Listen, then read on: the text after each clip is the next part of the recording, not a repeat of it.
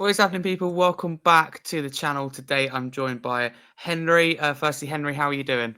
I'm good, mate. How are you? I'm very good, thank you. Thanks for asking. Thanks for talking to us today. Can you introduce yourself for people who don't know? Yeah, so my name's Henry. I'm a freelance sports journalist. I contribute to the Palace Way. I write my own kind of deep dives on players, tactical reports, academy focus, that kind of stuff. So yeah, you can find any of my work on my Twitter. Just search my name and it should come up. Excellent. Again, thank you for talking to us today. We've obviously done stuff with you in the past, which has been fantastic. So thanks for agreeing to do this. Thank you, everyone, for coming in. If you're new to the channel, please do like and subscribe. If you're listening after on a podcast platform, I'll make sure it's available there. Please do drop us a follow and a 5-star review. Let's crack straight into it. Today's mainly going to be about Adam Wharton, but I want to start by asking you a couple of general bits about Crystal Palace. So, firstly, what have you made of Palace's window so far? I think there's one word to sum it up would be restricted. Obviously, the whole kind of debacle about Europe and will we won't we kind of thing has really kind of halted anything we can do. We've made two signings, Walter Benitez from PSV and Borna Sosa as well from Ajax. Both decent signings. I mean, PSV fans seem very happy to see Benitez go, but I mean, he's won the league there twice, Champions League experience. And Sosa looks like a decent player. Ridiculous delivery. They both played in a friendly against Millwall the other day, and he put in some great crosses towards Mateta. So, yeah, like I said, restricted. We've been linked with a lot of players. Andy Diouf from Lens, Diamonde, who would be just a ridiculous signing I've covered quite heavily, which seems to now be waiting on Mark Gay's future. But yeah, I think the main issue that we've had is that we just don't know what competition we're going to be in, so we don't know, what caliber of players we can sign. It's a big thing as well, and it drags on for ages as well. You just really want it like over and done with and sorted. Would it be fair to say that, like, kind of last season and last summer, I suppose that you had players like future uncertain. Mark Gahey is an example that affected your start to the season. I remember we had a lot of expectation for Palace, obviously Glasner's second season, and the start was quite bad. You found yourself at the bottom. Obviously, did turn it around in the end. But do you think that was down to like Mark Gahey's future uncertain, Elise, Eze, and others? Yeah, I think you could put it down to that. I think also we've always been a club that deals in the window very late. And I think Glasner kind of spoke about that quite openly at the start of the season. The majority of our new signings didn't have a pre-season. We had players coming back from injury. And like you said, losing a player like Elise, who, and I mean, I told you last summer, didn't I? And we've all seen what he's gone on to do this year. He's been the best player in the Bundesliga by a country mile. He's most likely in shouts for Ballon d'Ors at a push. But when you lose a player of that caliber, it's always going to be a struggle. But yeah, I think it's one of those. Palace are always a team that start the season slow. Glasner's teams typically start the season slow. I remember talking to you about that when we first got him. And at the start of last season, in terms of when he was at Frankfurt, started season slow and then went on to win the Europa League, that kind of thing. So it wasn't really a surprise. I'm hoping that this season can kind of be a bit different, but the way we've been set up for it so far, I'm not that confident. No, I can understand why you're not. I think if you keep hold of kind of really important players that maybe didn't have that pre-season last time, as you said, last season, and now really a massive part of this squad, for example, Lacrosse at the back. You've got others that I think that have done really well that you've signed last season. So be interesting to see how you do start. Because I think you start well, then as you know, quite a lot is possible. But when you start bad, the first 10, 12 games, it's an upward battle. And you mean, if you look at I just think 2025, I suppose, in that season, last season, I thought you were really good in that second half. I thought you really pushed on. So we'll have to see how you can do this coming season. But I'm going to ask you about, the whole situation with Europa League or not. Now you've been officially demoted to the UEFA Conference League. What do you make of that and the whole saga in general? I mean, it can't be easy for any of the Palace supporters. No, it's put a real damper on what should be kind of the best summer of our lives. I mean, I don't know if we'd spoke since the FA Cup final, but that was kind of a moment where I was watching it with my twin. We had such a nice moment, cried together. I never thought I'd see anything like it, and it's kind of put a damper on it. That the whole kind of funny part about that day was kind of on the train home. Getting close to midnight, you're like, oh, we're in the Europa League. Like, that's crazy. That's just a nice bonus. But I think My personal viewpoint on it is I think UEFA have handled the situation horrendously. I think it's been allowed to drag on way too long. For those that aren't aware of the kind of intricacies of it, my understanding is that they were waiting on the DNCG in France to relegate Lyon, so UEFA wouldn't have to make a decision and therefore set some sort of precedent. UEFA's rules completely contradict themselves. They have rules within their rules which are kind of inviting loopholes to be broken. We see that with the whole blind trust nonsense. Palace were never going to do that because, as it's been well covered, we were 13th in the league on the March 1st deadline, and we were just going into the fifth round against Millwall. So why would we have known we were going to get Europe? We weren't. We're going to appeal, from what I've heard. They're looking at the options there. I think there's been a kind of talk about, hoping that common sense prevails, and I've kind of suggested that as well, but more in the sense that it should prevail. The people that run this game should have common sense. It's clear to anyone looking in that Palace aren't part of a multi-club ownership. We've never benefited from it. And the irony of it is that the man that's at the centre of this, John Textor, will not be involved at either Lyon or Palace next season. So yeah, it's just a bit of a mess. I mean, I like to look on the silver lining side of thing. We can win the Conference League. I mean, I've gone through the teams in there. The standard's not great. It's, Lazio, Mainz, kind of the standout, Besiktas maybe. But, these are kind of pre-season friendly level sides that, a Premier League team plays. Saw how easy Chelsea got it to the final. You kind of don't really tend to play anyone decent other than a couple of group games and then maybe in the final itself. So, on the, silver lining side of things, we could probably win the Conference League and then get into the Europa League anyway. But I'm going to keep my powder dry until the final verdict has been settled. That's a really good way of looking at it. I think really mature and sensible. It's hard as well because the emotion gets the better of you, as it does in all sports in particular. I think as well with football, there's a lot of passion there. So it must be really hard for Palace fans. I can only just imagine what it's like when you think you've got something and you work so hard for it. That's what annoys me. Like you see Forest that have now been, I suppose, promoted, if you like, to Europa League, and they haven't, done, in my opinion, anything to warrant that. I mean, good all season. And also with Forest, I think you've got to. I'm not one to kind of bat around conspiracy theories, but there is some underlying strangeness going on. I mean, one of the chairs on the board of directors at UEFA is best mates with Marinakis, and that kind of information only came to light yesterday, which is interesting. But I don't know. There's all sorts going on. I mean, there's been some crazy conspiracies regarding the kind of last-minute penalty that was conceded by Strasbourg by Omar Bamadeli, I think, who's on loan from Forest. I'm not one to believe in any of that kind of nonsense, but I do think that football's a game that's played on the pitch. You earn your just rewards on the pitch, and in what is in reality a tiny technical clerical error, that shouldn't kind of take that opportunity away from the club, from the players, from the fans, from the manager. I just think that's wrong. Exactly. And I get there's rules, rules are rules, laws are laws, and I get they're there to be followed and they should be.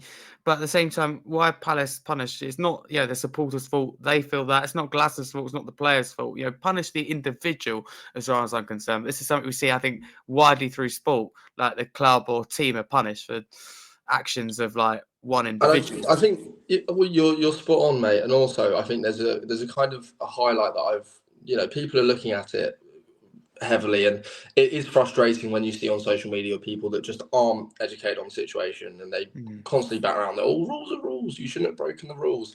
That's that's just not what happened. It's a tiny clerical error. I don't know why I'm struggling to say that so much, but and then you look at Lyon, who have obviously been maintained in the Europa League in place of us, who were fined £50 million by UEFA for breaching financial rules on the morning that the decision was announced that Palace would be demoted. And that just kind of leaves you wondering, where do we stand in this game? So you get a fine for breaching financial rules, effectively gaining a sporting advantage through cheating, and you're not punished and you're allowed to play in a competition. But you can miss an email that was sent to a general club account. I don't know if you've seen that. That's another whole bonkers part of this story. But you miss those emails. You kind of miss a deadline that wasn't really applicable to your situation, and that's enough to build a case against you to be able to throw you out of the competition. It's mental. I think that UEFA are already changing the rules for next season. So that just shows you how ridiculous the rules were. And it was only a matter of time until a situation like this came about. And, as a lot of Palace fans have been saying, it is typical Palace that it would be us that this happens to. Wait so long for to win a trophy and you get this as well. It's just must be so frustrating. I mean, I can relate to an extent. It hasn't been as long, for example, but with Spurs, we finally get that trophy over the line. And don't get me wrong, it still stands. It still means a lot. But then you sack Ange Postecoglou during those celebrations, which was meant to be a really exciting summer. And still, I think we've got a lot to look forward to. But it just added as you said, like a damper, I don't know, bad taste. Yeah, It definitely. just It's wasn't just a right. bit of, yeah, it's 100% a bitter taste. And like I said, this should have been the summer of our lives as Palace fans. No England playing to kind of ruin it or anything like that. It was just a summer to look back and enjoy. I live down in Hove, so I've been wearing my Palace shirt out and about on the way to work. And, now it's like if I wear it, people are just going to be like, "Oh no, where's your Europa League? Where's your Europa League?" And that's it shouldn't even be a conversation that we're having right now. But here we are. Indeed, it shouldn't be. I think I know the answer to this. I'm going to ask you anyway. Should the owning two clubs rule be scrapped? I actually think that MCOs as a whole are dangerous for football. I don't think they're good. I think they can encourage breaches of sporting integrity, which is the entire reason there's rules against them.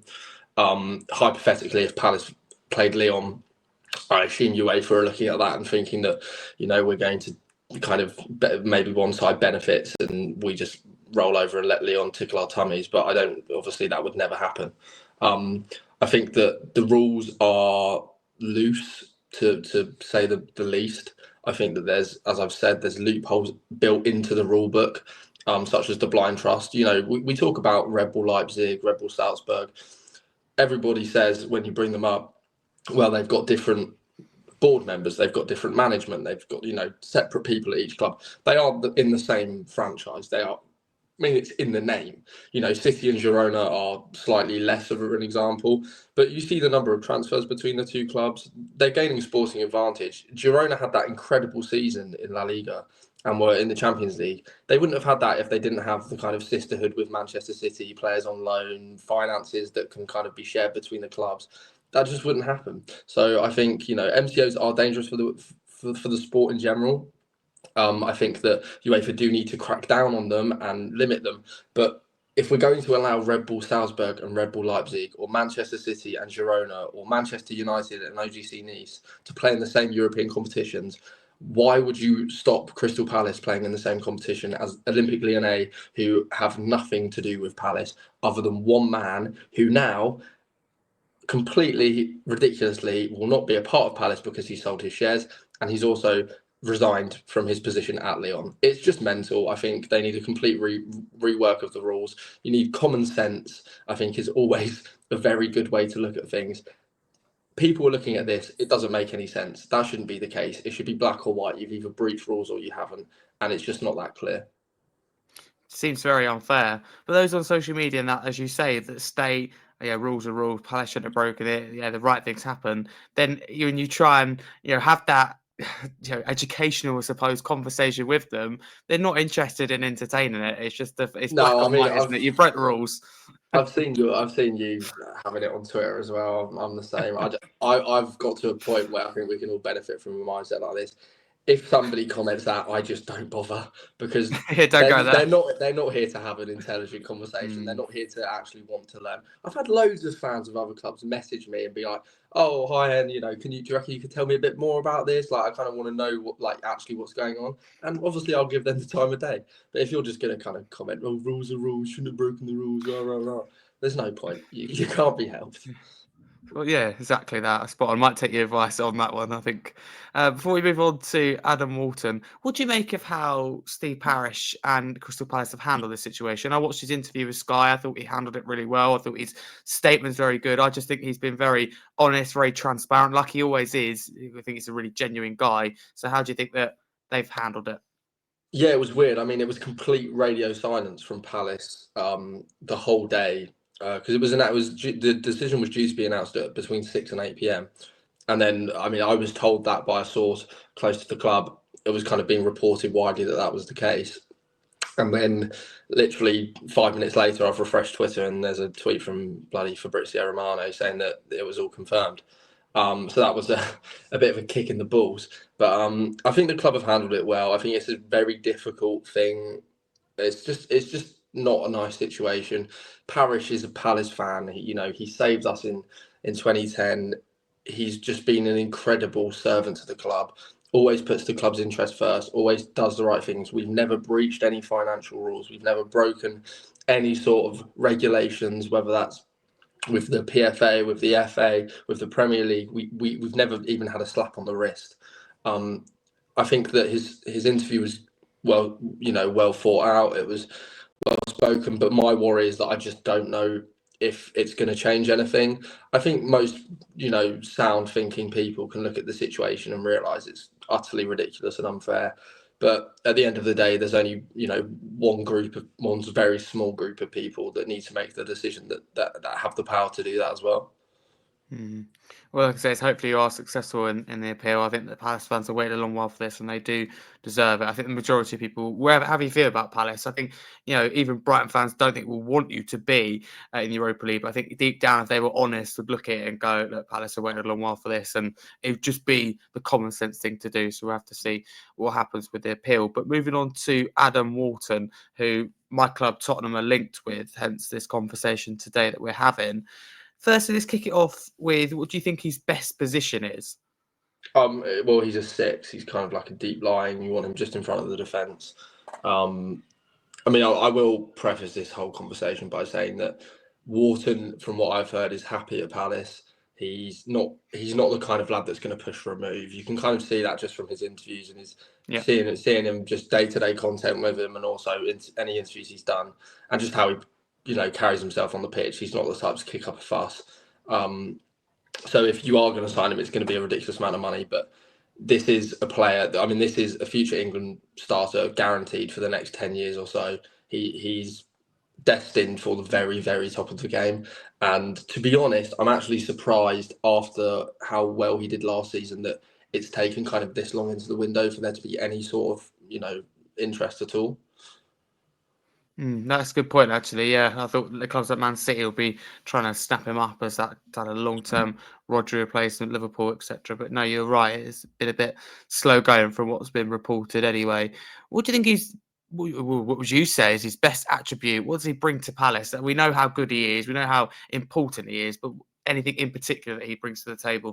He's kind of one of those players, and it's such a cliche, and I don't really like using cliches too much, but it is one of those where if you watch a game, you don't really notice him. But if you watch him, and I have so much, I've gone to Wembley, to Selhurst, all over the country, and I've watched Adam Wharton, and it's an experience in itself, and that's what football's about. I think we do sometimes forget that football's not just about the results and who wins and who loses. It's also about how fans feel when they're watching their team and their players. And watching Adam Wharton, you are just sat in awe constantly because he does things that you don't think are possible, or that, sat at home on the TV sometimes you didn't even see the pass that he's made. I think his best attribute for me would be, I'll put 2 in 1. I think his first touch and also his passing ability on both feet. He's a player that I spoke about this recently when I was doing a deep dive on Andy Diouf, who we've been linked with, because I think they make a really good partnership. I think that Wharton, he always takes smart, progressive first touches. Every time his first touch is perfect. Even whether he's receiving a pass or intercepting a pass from an opponent, his first touch is always at his feet. It's always forward thinking, and he has this ability to just spread passes, with left and right foot. But also, it's not more kind of just like he can hit a ball 30, 40 yards and get it right on someone's toe. It's more that he can kind of completely break the lines, cut through defenses with just completely daisy cutter passes straight on the floor. How many times we've seen that with him and Mateta linking up. That's kind of his best attribute, is just, I wouldn't even call it vision, because I don't know how he's seen these passes. He's just got such a acute awareness of the players around him that he's able to just do some incredible things. I will say, as a neutral fan, whenever I've watched Palace, Wharton does stand out, but he does also appear to me as one of those players that does a lot off the ball. and like maybe goes a little bit under the radar unnoticed. But I always find him good to watch, and I think he's someone who's grown in confidence, and the ability is crystal clear to see. Would you say that he has anything to work on, that to improve to get to that next level, and I suppose grow as an individual? What more can he do? I think the main thing that gets thrown at him by kind of rival fans is, I mean, I don't know why.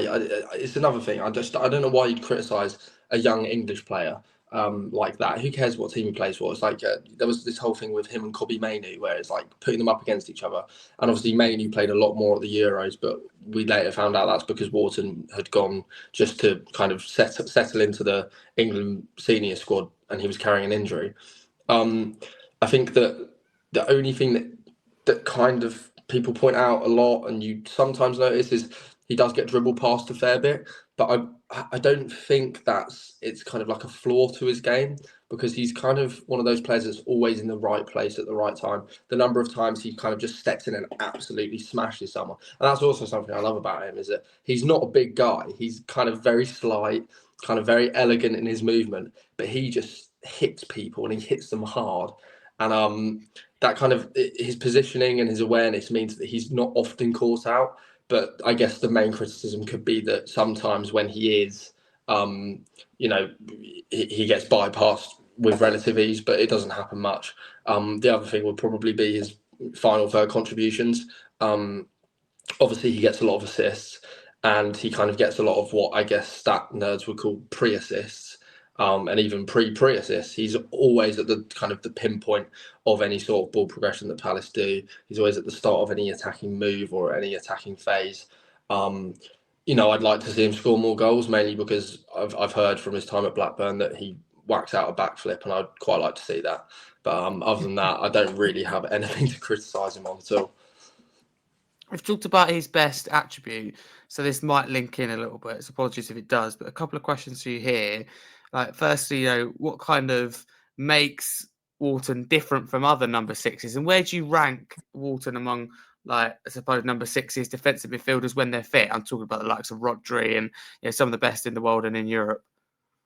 Yeah, I mean, what makes him different. I for me is just the kind of he's kind of got everything you want as a centre mid. He's got like his ability on the ball itself. I remember there was loads of kind of compilations going around of him at the end of last season, especially even after the FA Cup final, which he played almost 15, 20 minutes of that with a concussion, and he still looked outrageously good. It's his ability just on the ball. He's so technically gifted. He looks like he's come out of La Masia, and that's the best compliment I can give him. The way he moves the ball, the way he can pirouette on it, spin defenders, completely bypass pressing attackers, it is just outrageous. In terms of ranking him, I mean, for me, he's the best young number six in the Premier League. I think there's, and that's for me, I kind of take players like Caicedo out of that, because whilst they are still relatively young, they're kind of experienced heads. They've played at least pushing 100 Premier League appearances.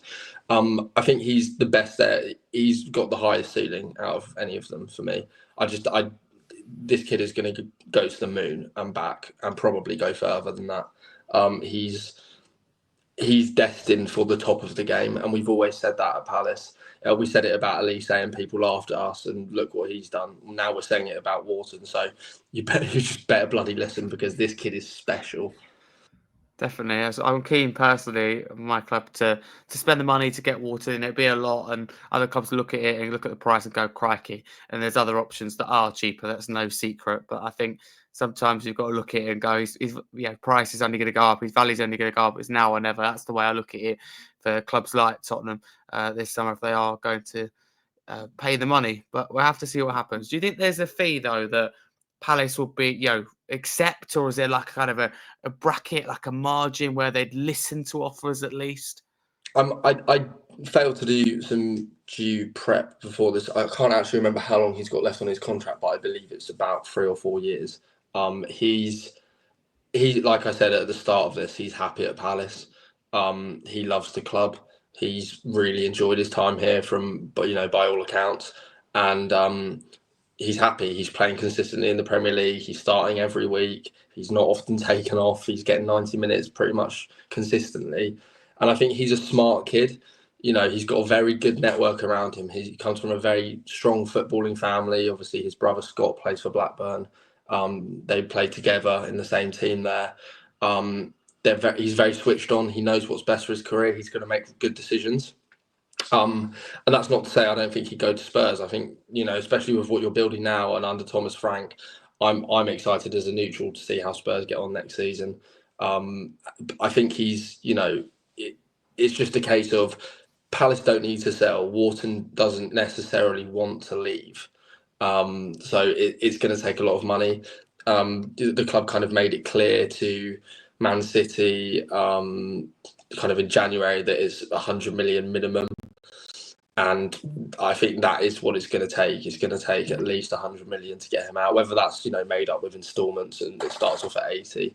But I think you look at Declan Rice when he moved to Arsenal, and I think, this is a player on similar trajectory for me. I think he's probably, he's not quite as good going forward. I think Rice is a really good kind of late box crasher. He's good at scoring goals. But for me, Wharton is slightly more rounded defensively, and I think in fact Wharton, Rice, Bellingham as a midfield three for England going forward is almost perfect. I always talk about PSG's midfield in terms of João Neves, Vitinha and Fabian Ruiz as like kind of the perfect midfield three. You've got dynamism, strong defensively, excellent technical ability, goal scoring threat, etc., etc., etc.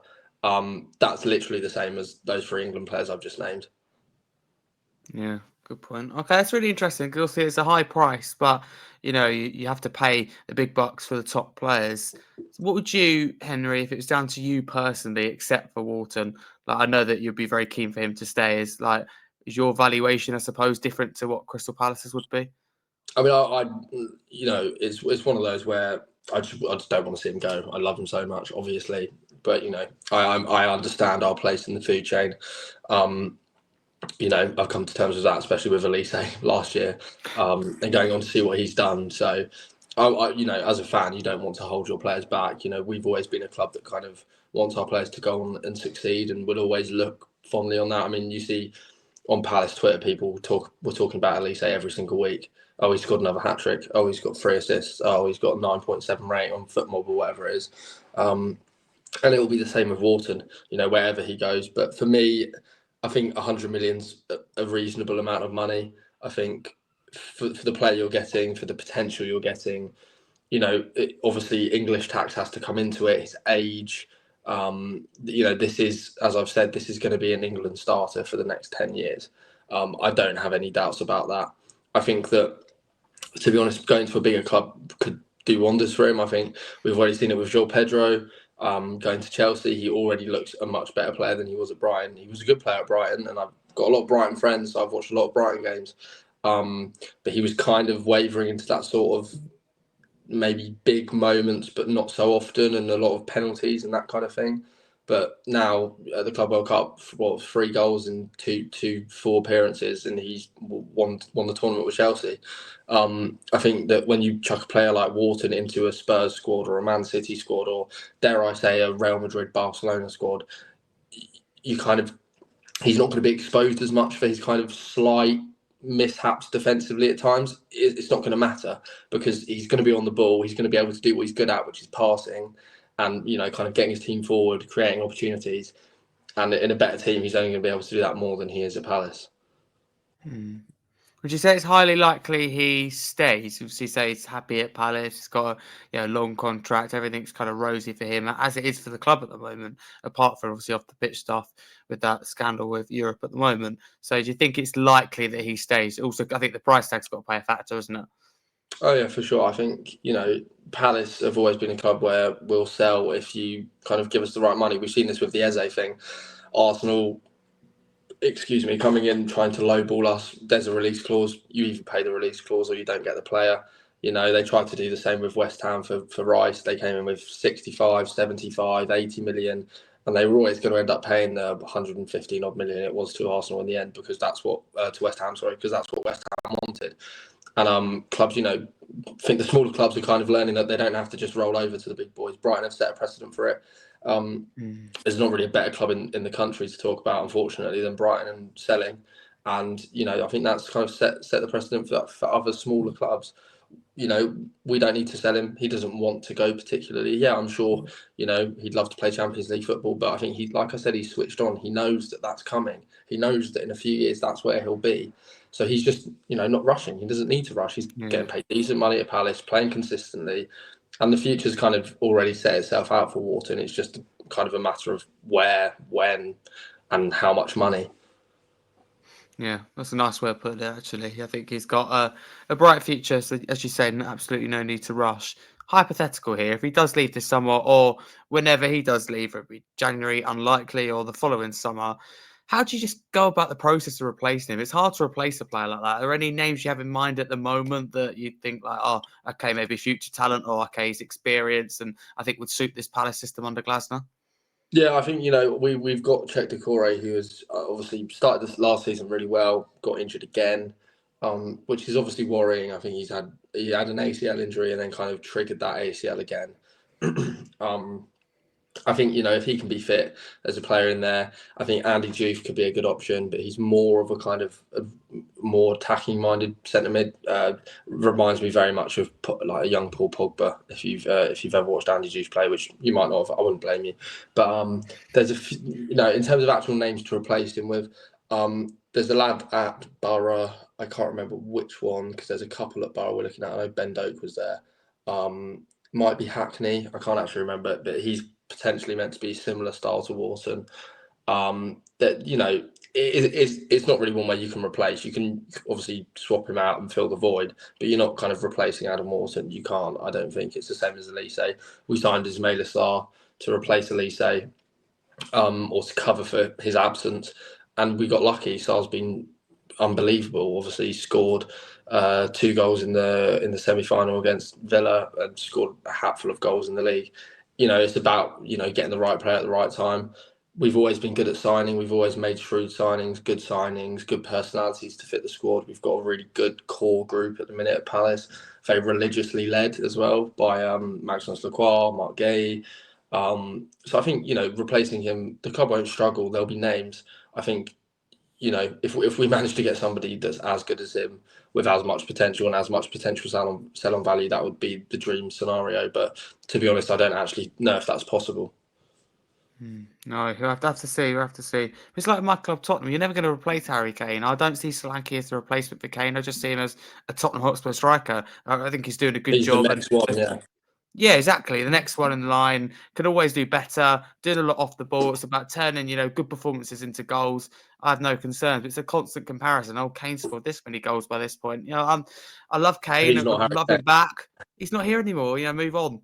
You can't make that Yeah, comparison. I mean, we could have said the same about Wilf for ages. Wilf goes. Yeah. We said it about Eze a lot when he was frustrating fans, which is mental to say, and me included. At points last season, he was appearing to be quite lazy. Obviously, it just wasn't kind of flowing for Palace in a whole, and everyone's getting frustrated and trying to find people to point fingers at. But people said, we can't replace Wilf. And then you kind of, like you said, you get to a point where you're like, well, actually, we're not replacing Wilf. We're just moving on from him because he no longer plays for us. And I think that's a good way to think of it because, if you're constantly... Yeah, it's not fair on these players either. You look at Tell, I think, I was absolutely baffled by some Spurs fans saying that they didn't want to sign Tell on a permanent. It's like, are you crazy? He's an incredible player. And just because he's not what you've been used to in Son in his best years and Harry Kane at the same time, it doesn't mean he can't be a good player for you. And I think that's kind of like a big thing in football where you kind of look back with kind of maybe fonder memories than you had at the time of players. I'm sure there were times where, well, definitely for me, where Zaha annoyed me because he did one too many step overs. And I was like, oh, come on, we need someone that calms it down, is more simple. We have that in Eze, and now people sometimes look back and kind of compare them again. So I think sometimes you can't win at that level, but, Tell, Solanke, Gibbs White, if he ends up coming in, Kudus, Bentancur, Wharton, potentially. Spurs are building a really, really quite nice team. And do you know what? All that's missing in my eyes from the puzzle in terms of the starting 11 is that number 6. Hence why I think this is such a big and important discussion that we get right. And as much as I want us to sign Gibbs White, if you said to me, you can't sign Gibbs White, but that 60 million, that's going to be put, and of course, like another, whatever it takes, 40, 50 million on top to sign Wharton, I'd be prepared to do that because I like Gibbs White, but we've got Maddison in that position. Kulusevski can play there. Kudus can play there. Bergwijn can play there. We've got depth and kind of cover, I suppose, in competition in that 10 role, but we don't have a lot in that number 6 role. Just really Basuma. Bentancur again can play there, but he's better, I think, than 8.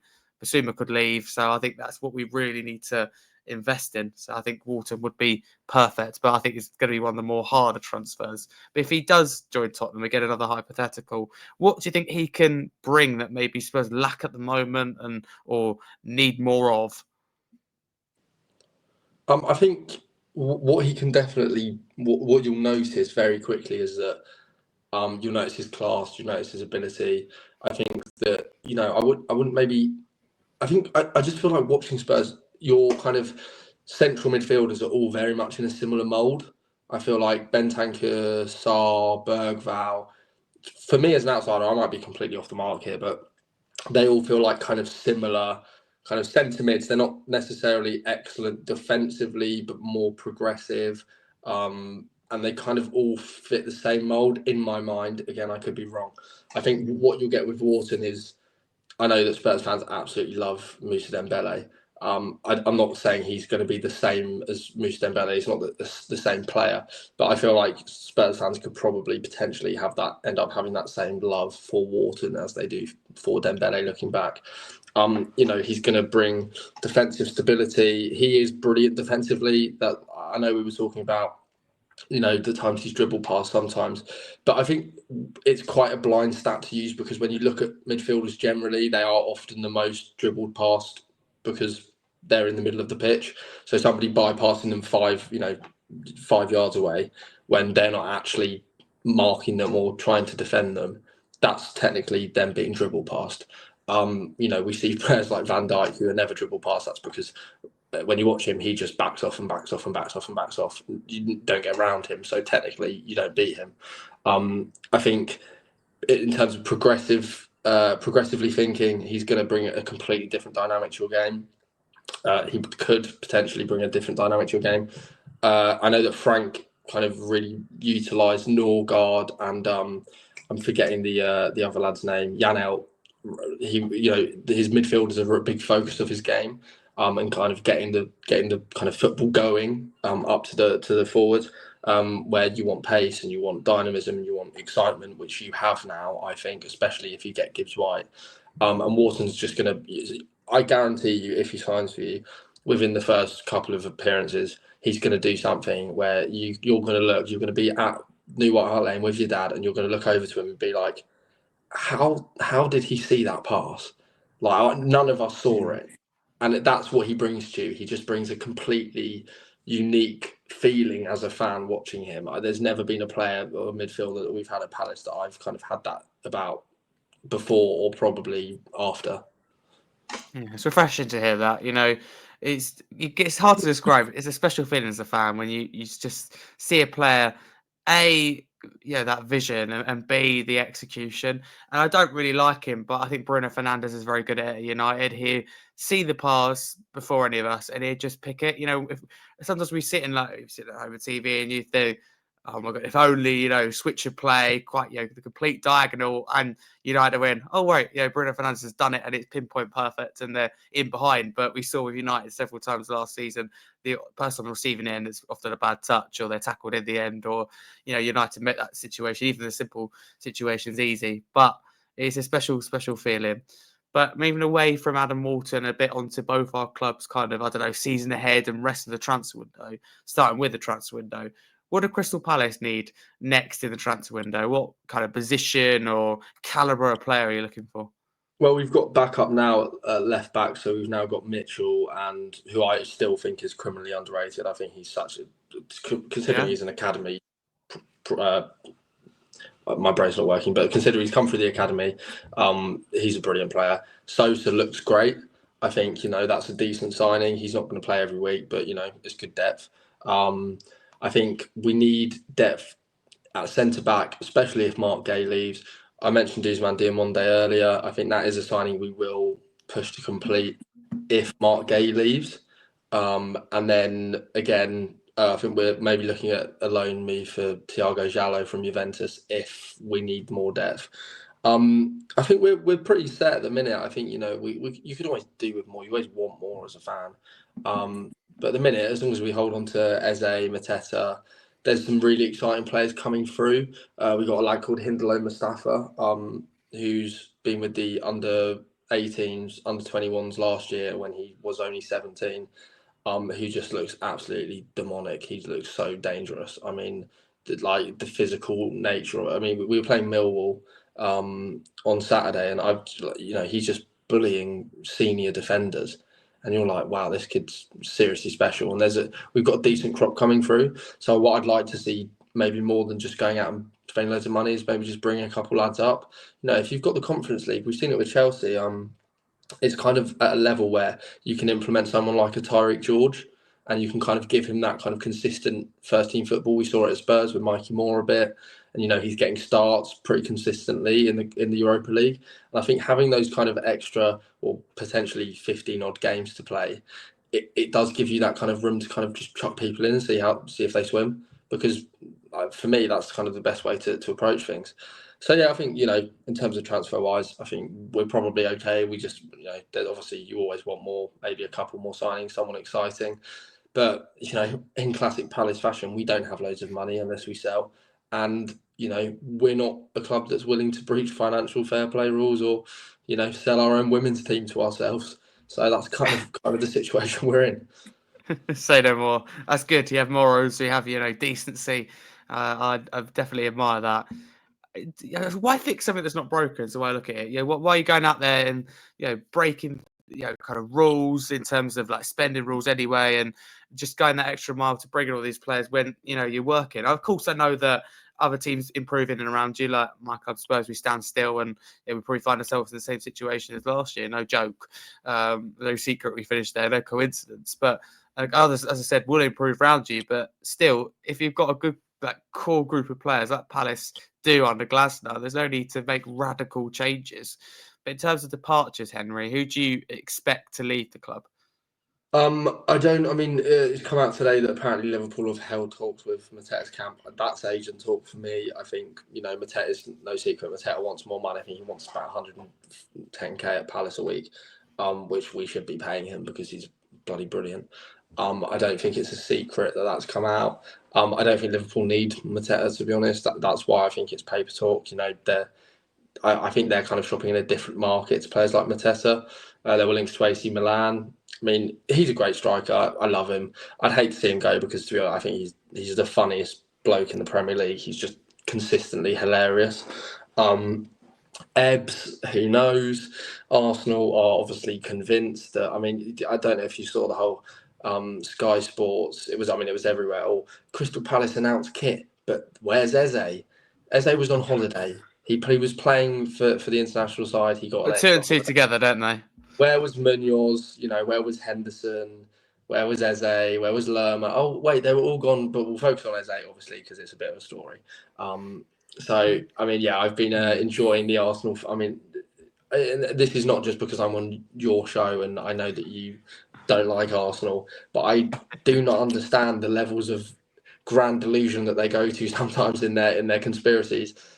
I've literally had people telling me as a fact that Palace should roll over and let Eze leave for 35 million because it's his dream to play for Arsenal, and we shouldn't be preventing him from accomplishing his dream after everything he's done for us. Bonkers. Wow. I'd argue he's more likely to win something at Palace. I think he's, whether it be Europa League or Conference League, they give him a bigger chance. Something at Palace, hasn't he? So exactly that. Yeah. But, dream to move to Arsenal and win nothing. It's just mental. I just can't believe some of the things I've been reading about that. But he could go. He's a great player. People are going to want him. Obviously, it's no surprise. Wharton potentially, unless you lot bugger off. I mean, I listen to Flav and Dan's podcast quite a lot. Oh yeah, they're good. they're hilarious about Wharton, and obviously Dan talks about him every day, and Flav's always like kind of dreaming about him, and now this has kind of come out. Oh bloody hell, this is never going to end. So yeah, I mean, other than that, I think there was a story about Munoz apparently wanting to go to a big club. I mean, the wording of they kind of transcribed the quotes quite generously to kind of give him a headline. He kind of said, I'm happy at Palace. I want to play at the biggest clubs in the world, though, which is fine. That's what footballers should want to do. And the kind of stories came out. Daniel Munoz demands exit from Crystal Palace. And it's just, again, headline. so tiring. It's extremely boring. Mm, But yeah, I think for us now, it's more just wait and see what happens. If we do get reinstated into the Europa, I think we have a much better chance of keeping the likes of Gay, Eze. I think out of all of them, Mark's probably the most likely to go, I'd imagine, because I mean we've only got obviously 1 year left on his deal, unless he signs a new deal, which would be great. But he goes. I'd be happy with 40-50 million for him. He's obviously worth more, but considering the circumstances. But yeah, I mean, looking more ahead to the season, whether it's conference or Europa. Conference, I think that a lot of people are kind of underestimating us in terms of, I've spoken to a lot of my friends that are Brighton fans, and they've been like, I don't want you in the Conference League. And I was the same. I did not want Brighton in the Conference League, because if Brighton are in the Conference League, they're going to win a European trophy. It's as simple as that. I think any Premier League, I've spoken about it widely, I think any Premier League team at least should be making the final, bar maybe the newly promoted sides. Obviously, they wouldn't be in it anyway. But it's one of those where we just got to wait and see. In terms of the league, I don't really care about the league next year. I'm just going to enjoy watching the kind of Thursday, Sunday rotation. I've never had that before, so we'll get used to that, see what that's like. But yeah, man, it's exciting. It's also frustrating, but it's Palace, so we're just gonna have to wait and see. I am really looking forward to Spurs though, especially if this Gibbs White deal gets over the line, because I think Thomas Frank is such a good manager. I mean, we've spoken on your show many times about how good he is, and I think we might have even proposed him as a suggestion to replace Postecoglou should he leave. A while ago. I remember having that chat with you, and so I'm excited for this season for you guys, man. I think it's going to be a great Premier League season in general. Chelsea look great.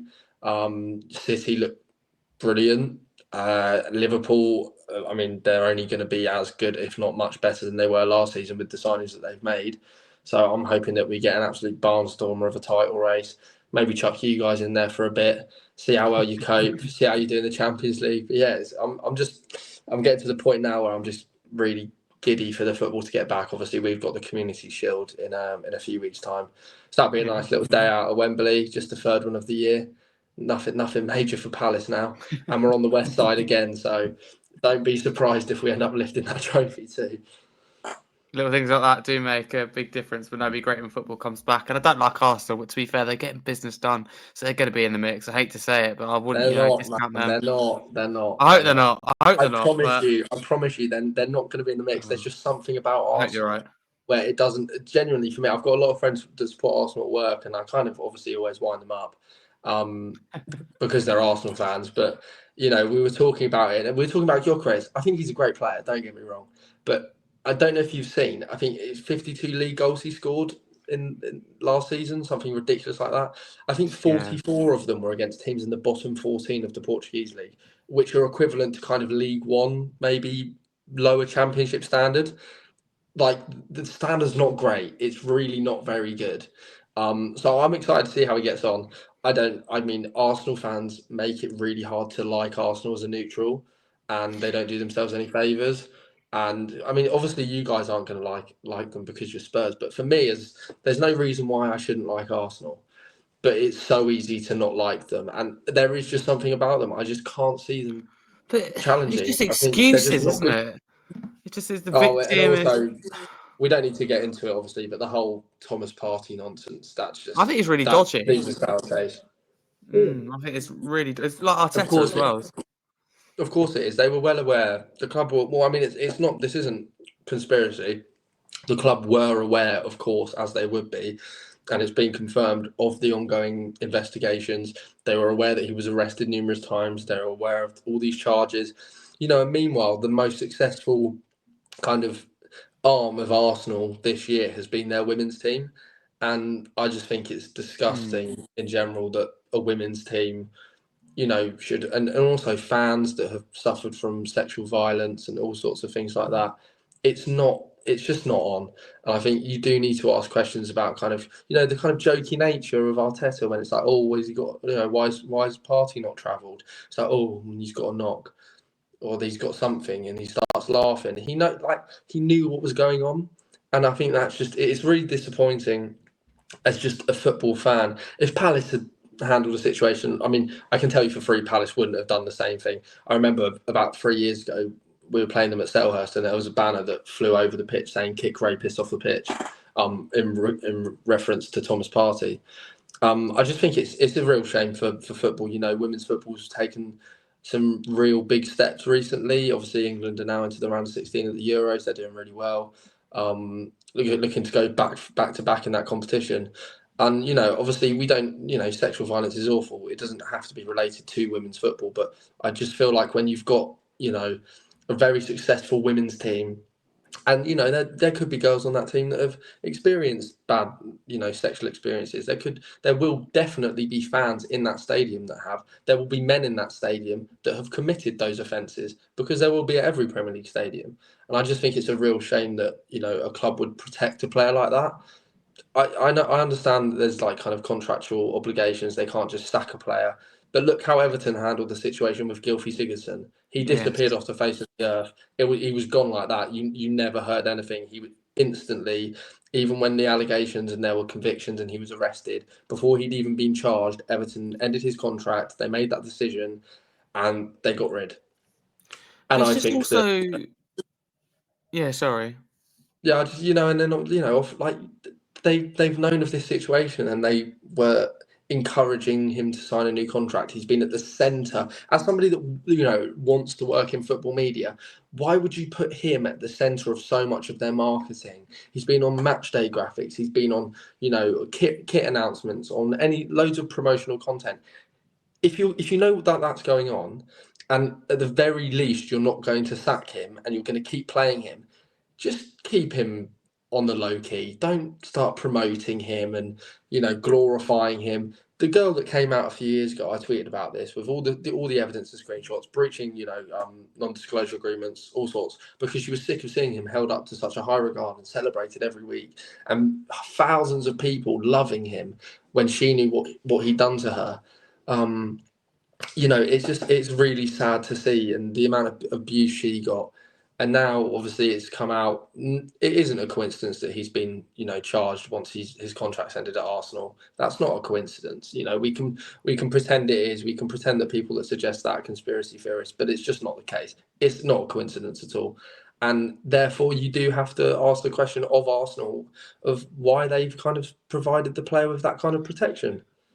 Yeah, you do, and I think you're spot on, by the way. I think you put it across really nicely, but and well, should I say? But it's just a statement as well. It's like, oh, he's no longer an Arsenal player. We're not going to comment. It's like, yeah, okay, you tried to get him to sign a new contract, as you say there. Let's not, pretend here. And also, I just can't understand it. It's just like what Arteta said as well. That something along the words of, don't quote me directly, but something like, Thomas Partey deserves, after he scored in a game, he deserves this. He's been through a lot. He's suffered a lot. Yeah. He deserves this more than anyone else. That is a statement. That's not just saying it is a good goal, and move on. It's not. It has to make it personal, and I just think he knew what else what happened. We don't know the intricacies of these players' lives, but I mean, what else could he be referring to? That was kind of around the time where he's getting booed a lot every ground he's gone to. Because it's not about that. You be careful with how you say it. You be surely on your mind. He's been investigated. But also his teammates. I mean, yes, they would have known. You're in the grounds, every ground he's been to, every away end that's visited the Emirates. I mean, I was part of 2 away ends at the Emirates this season, in the Cup and in the League, and both were chanting about the things that he was accused of doing and has now been charged for doing. We all knew as fans. That's the thing. Arsenal can pretend they didn't know, but we all know. Everybody knew. They can exactly. You can pretend you don't know. The players can pretend that they weren't aware. They'd be lying, and that would be a real shame, I think, especially when, like I said, I feel like a club like Arsenal that has done so much for women's football, and I'm not just referring, bringing up women's football because there's a charge of sexual violence and rape, but more because, you've got this incredible group of female football players that have done so well and have achieved incredible things, and are really at the moment the kind of highlight of your club. And like I said, there could be girls on that team that have been through things. They'll have family members that have been through things. There's one of those things that kind of goes around where, if you speak to your female friends in life, the majority of them will have experienced some sort of unpleasant experience like that, of that nature.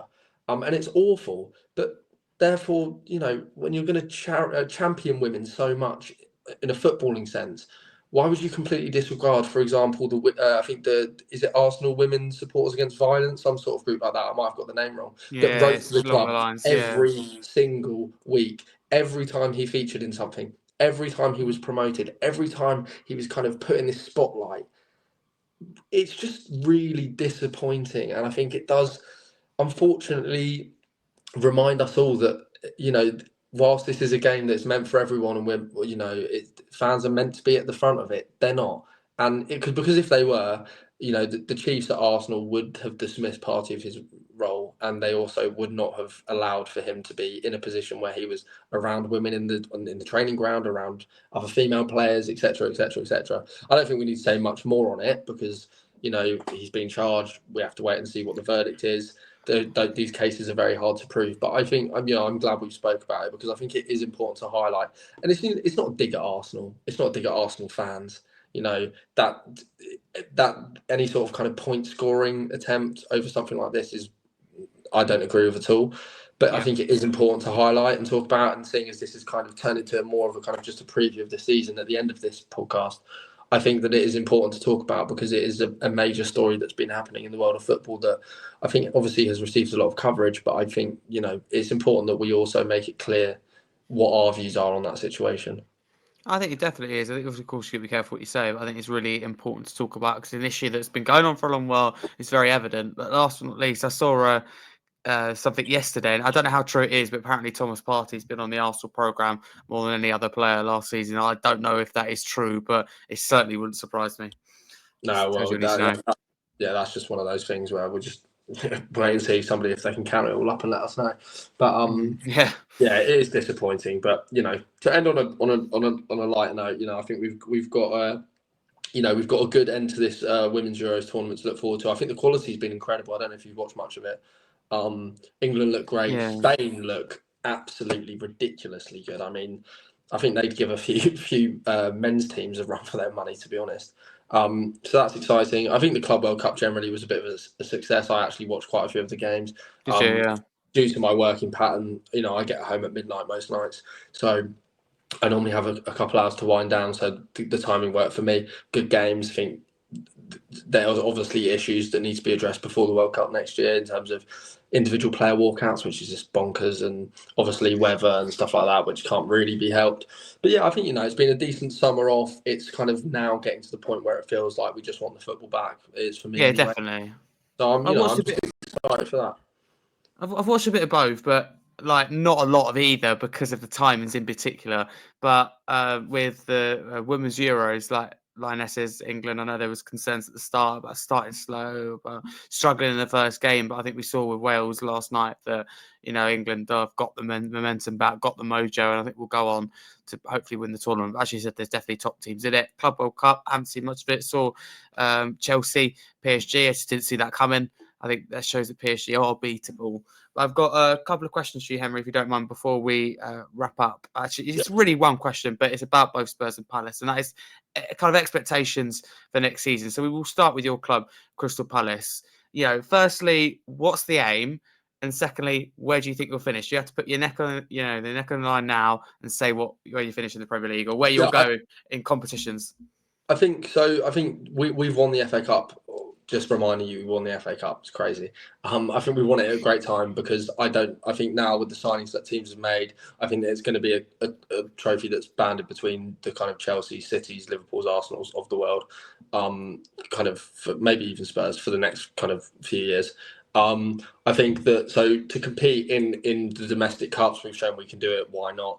I think depending on the European competition, if we're in the Conference League, I expect us to get to the final. I don't think that's an over-exaggeration. I think that's quite fair to say. If we're in the Europa League, I would expect us to get out the group stages and maybe progress one or two rounds in the knockouts. I think that would be successful. I think just get used to playing get a taste for it and want it again, and then kind of maintain our position. If we finish mid-table again in the Premier League, that's successful in my eyes. Okay, that's decent. What That's good. about what are you thinking for Spurs? For Spurs, I mean, it's tough because it's changed with the new signings. I would have gone, okay, let's just get back into the top six. But if Gibbs White goes through and we make another big signing, I don't think it would be Wharton. But let's say it was Wharton or it was Whistle or it's a big profile, then I would be saying we probably should be getting back into that top four. But I think because it's Thomas Frank's first season and because it's got Champions League to juggle as well, I'd probably say top six. But I think that the future is quite exciting. But what do you think for Spurs this season? What's the realistic Yeah, aim and where do you think we finish?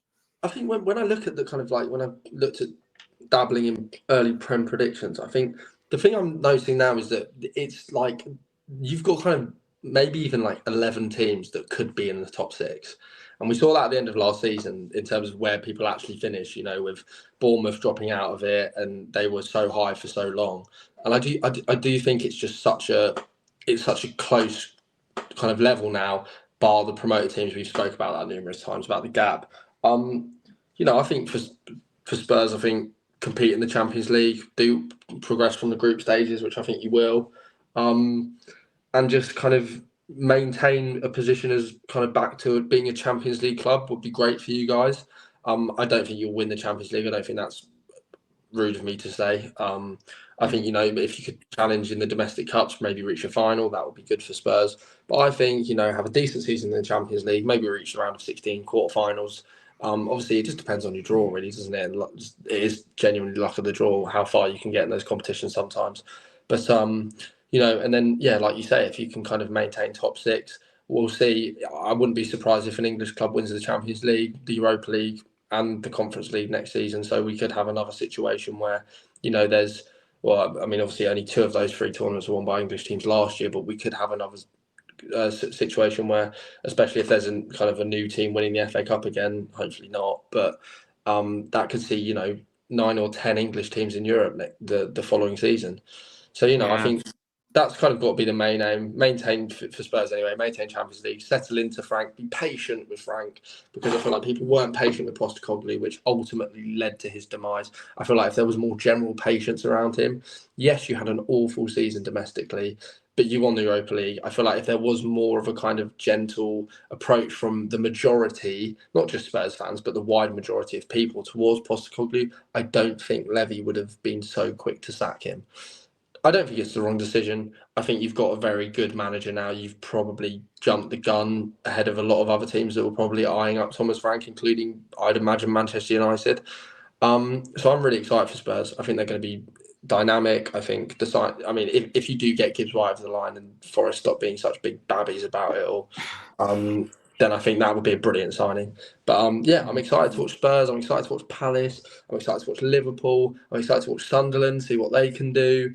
I'm not excited to watch Brighton because they'll probably continue to do really well and be really annoying and get loads of VAR decisions in their way.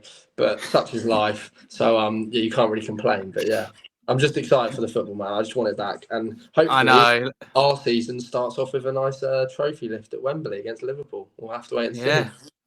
Let's see, indeed. Roll forward a month and we'll be there for the start of the new season. It can't come soon enough. One thing we can certainly agree on at the moment is Nottingham and Forest aren't our best friends at the moment, whether it's, their fault or not. I don't think they're the best. From you, to being ahead of you and getting the Europa League and you being demoted to the Conference League and that's what Gibbs White. We had such a big love-in with Forest when they first got promoted, and the first game between us at Selhurst was kind of the first game after they confirmed they'd stayed up. And it was just a big love and a big party, and we loved them and they loved us. We were all going for drinks after. And now look at us. We ate them. So that's how quickly football can change and what certain larger-than-life Greek man can do to you. But here we are. Indeed, things can change in football, like a flick of a switch. But thank you, Henry. It's been a pleasure to talk to you today. Thank you very much for giving me your time. Where can people find you on social media if they want to support you and your work? Yeah, just search me up on X. It's Henry Swain and then Jern at the end. Actually doing quite well on there now, up to almost 1,500 followers. Getting quite a good little community going. I'm trying to keep the content going. alongside working full time and applying for other jobs. So it is busy, but yeah, I think, come over, check it out. See if you like my content. You can find my website, just search henryswain.co.uk. All my articles are on there. But yeah, I really appreciate your time. Obviously, we've kind of ended up rambling for about just over an hour, but it's been really enjoyable chat. We've kind of covered lots of bases, and I think we've just both got a bit carried away getting excited for the new season to come, eh?